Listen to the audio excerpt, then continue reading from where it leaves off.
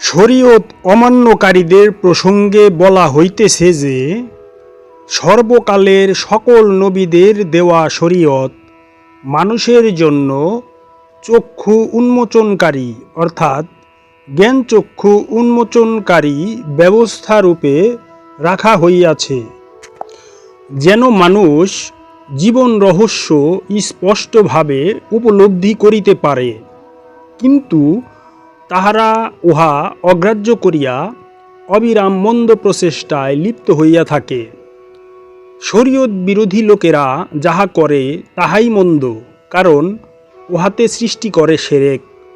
অপরপক্ষে যাহারা আপন রবের শিক্ষা অনুযায়ী ঈমান ও আমলে সালেহার কাজ করে, তাহারা ঐরূপ শিরক হইতে ধীরে ধীরে মুক্ত হইয়া যায়। অতএব এই দুই বিপরীত দলের জীবন ও মরণ মোটেই একরকম হতে পারে না। যদিও মন্দ লোকেরা ইহার সঠিক বিচার জ্ঞানের অধিকারী নহে, তাহারা বাহ্যিকভাবে উভয় দলের জীবন ও মরণ একই রূপ দেখিয়া থাকে, কিন্তু চরম সত্ত্বে উহা সঠিক নয়। দেহ মনে সমন্বিত জীবের মধ্যে মানুষ হইল আল্লাহর সর্বশ্রেষ্ঠ সৃষ্টি। মানুষকে সত্যের সঙ্গে জড়াইয়া এমনভাবে সত্যসহ সৃষ্টি করিয়াছেন যেন মানুষ আপন সাধনা বলে চরম সত্যে উপনীত হইতে পারে।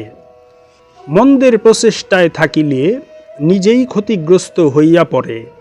মানুষকে আল্লাহ পথ দেখাইয়া থাকেন, কিন্তু মানুষের ভালো উপার্জন অথবা মন্দ অর্জন করা বিষয়ে তিনি সম্পূর্ণভাবেই মহানিরপেক্ষ।